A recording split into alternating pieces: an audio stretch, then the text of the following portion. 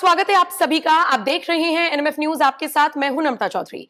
जिस तरह से एग्जिट पोल्स आए हैं और वो बंगाल में परिवर्तन की तरफ इशारा कर रही हैं, ऐसा लग रहा है कि टीएमसी के कार्यकर्ता बौखलाए हुए हैं। और ये बात मैं हवाई तौर पर नहीं कह रही हूं।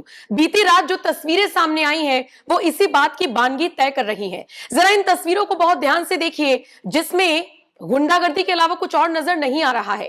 जो पत्रकार वहां पर मौजूद थे उनको धक्के देकर बाहर निकाला गया है। इनफैक्ट जो प्रत्यक्षदर्शी वहां पर मौजूद थे वो हमारे वीडियो पर कमेंट कर लिख रही हैं कि पत्रकारों को बाकायदा मुक्के मारे गए हैं।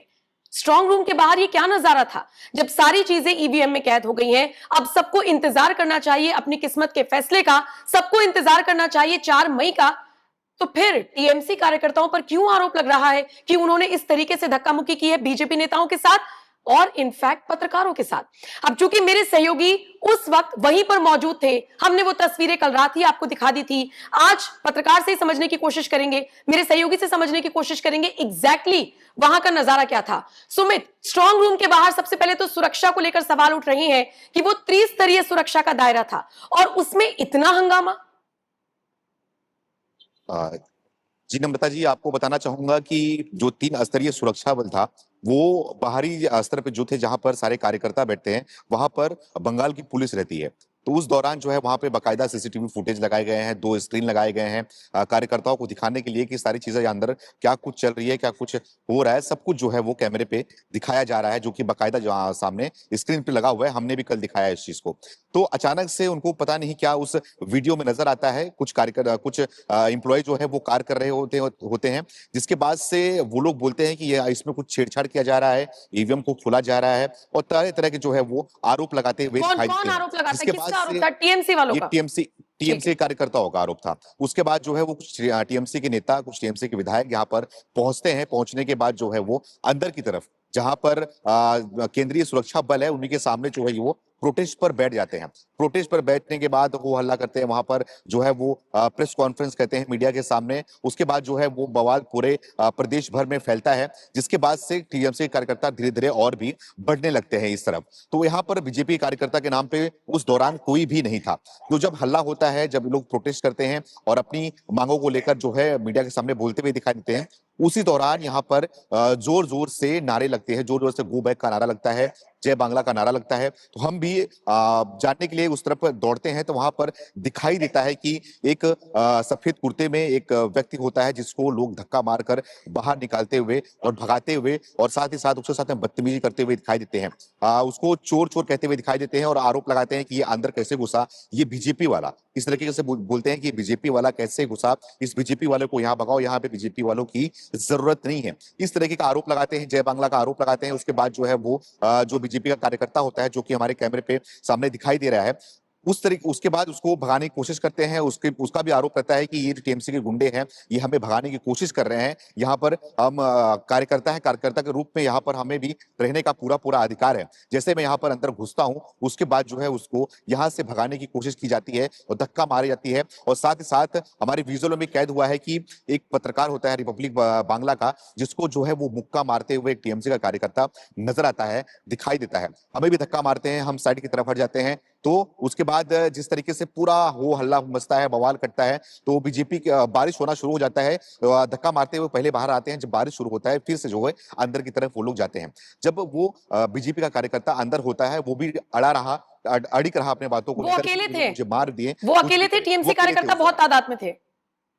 बिल्कुल बिल्कुल, टीएमसी कार्यकर्ता बड़ी तादाद में थे, वो अकेले उस समय वहां पर मौजूद थे। उनके साथ में एक व्यक्ति और भी था जो कि उनको साइड करने की कोशिश कर रहा था, बाहर निकालने की कोशिश कर रहा था। हालांकि बीजेपी के नेता के द्वारा भी इस बात पर जो है वो जोर दिया गया और कहा गया कि मैं यहाँ से नहीं निकलूंगा, ये लोग भले ही मुझे यहाँ पर मार दे, मेरा भी रहने का अधिकार है। मैं टीएमसी कार्यकर्ताओं से पूछता हूँ कि क्या बीजेपी वाले आपको यहाँ पर नहीं चाहिए, क्या आप ही लोग यहाँ पर चाहिए? वो बोलते हैं मेरे तरीके से चाहिए, यानी कि हमारे तरीके से बीजेपी वाले यहाँ पर रह सकते हैं और अपने मनमानी तरीके से यहाँ पर नहीं रह सकते, ऐसा बोलते हुए दिखाई देते हैं। उसके बाद थोड़ा मामला शांत होता है, पुलिस फोर्स आती है, उसके बाद मामले को शांत किया जाता है।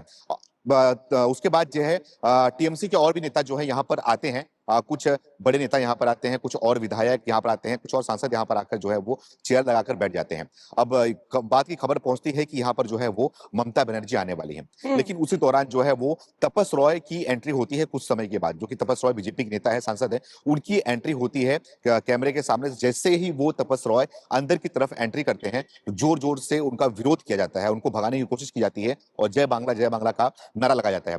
तो उस दौरान जो है वो बीजेपी के और भी कार्यकर्ता यहाँ पर पहुंच जाते हैं। उसके बाद बीजेपी कार्यकर्ताओं के द्वारा जय श्री राम का नारा लगता है और टीएमसी के कार्यकर्ताओं के द्वारा जय बांग्ला का नारा लगता है और विरोध प्रदर्शन किया जाता है, उनको भगाने की कोशिश की जाती है। हालांकि पुलिस फोर्स यहाँ पर मौजूद रहती है, उनको लेकर जो है अंदर की तरफ जाती है। जाने के बाद वो तपस रॉय जो है वो अंदर की तरफ जाते हैं। इतने में ही भारी तादाद में जो है केंद्रीय सुरक्षा बल जो हमारी जवान है वो यहाँ पर पहुंचते हैं। उन्होंने फिर अपने कंट्रोल में सारी सिचुएशन को ले लिया। लेने के बाद जितने भी बीजेपी और टीएमसी के कार्यकर्ता थे, सभी को जो है यहाँ से बाहर किया गया। साथ ही पत्रकार लोगों को भी बाहर की तरफ कर दिया गया, बैरिकेडिंग लगा दी गई और अंदर जाने की किसी को भी इजाजत नहीं दी गई। उसके बाद टीएमसी कार्यकर्ता बाहर की तरफ भी आते हैं और यहाँ पर भी हो हल्ला काटते हैं। उसके बाद यहाँ पर भी विरोध प्रदर्शन करने की कोशिश करते हैं। एक तरफ बीजेपी के कार्यकर्ता भी आते हैं, लेकिन सेना के द्वारा जो है उनको यहाँ सर भगा दिया जाता है। क्या ममता बनर्जी भी आई है सुमित? ममता बनर्जी, शुभेंदु अधिकारी भी बारिश में भीगते हुए आए हैं? कई स्ट्रांग रूम बने हैं, 8 स्ट्रांग रूम बने हैं। जिस स्ट्रांग रूम में हम लोग यहाँ पर मौजूद थे कोलकाता में, यहाँ पे तो ममता बनर्जी नहीं आई थी। दूसरे स्ट्रांग रूम में ममता बनर्जी रात के समय वहां पे गई थी। जी ठीक है, यानी कुल मिलाकर कोलकाता में जितने स्ट्रांग रूम बनाए गए हैं उनमें से एक के बाहर ये पूरा तमाशा हुआ। टीएमसी कार्यकर्ता पहले वहां पर बैठते हैं प्रोटेस्ट करने के लिए। उनका आरोप ये था कि उन्होंने कैमरे में जो सीसीटीवी कैमरास लगाए गए हैं उस फुटेज में उन्होंने किसी अनजान आदमी को देखा है और ये आरोप लगाते हुए हंगामा हुआ। जाहिर सी बात है टीएमसी कार्यकर्ता होंगे तो राजनीति सबको करनी है, बीजेपी नेता भी पहुंचे और उसके बाद ये पूरा हंगामा हुआ जिसकी तस्वीरें हम आपको दिखा रहे हैं। सुमित, मैं वापस से आपका रुख करूंगी, लेकिन उससे पहले फुल फ्रेम विजुअल्स चलाइए ताकि दर्शक देख सके, समझ सके और सुनिए क्या नारे लगाए गए हैं, कैसे भगाया गया है और जिस तरीके से हंगामा करने की कोशिश की गई है टीएमसी कार्यकर्ताओं की तरफ से, वो भी तस्वीरें आप देखिए। ये तस्वीरें देखने के बाद आपको अंदाजा लग गया होगा। सुमित, वापस आपका रुख करूंगी, मुझे अभी के हालात बताइए, अभी सारी चीजें कंट्रोल में है? क्योंकि लोग ये भी सवाल पूछ रहे हैं कि बात हम कर रहे हैं त्रिस्तरीय सुरक्षा की, लेकिन जिस वक्त ये पूरा हंगामा हुआ सुरक्षा बल कहां थे?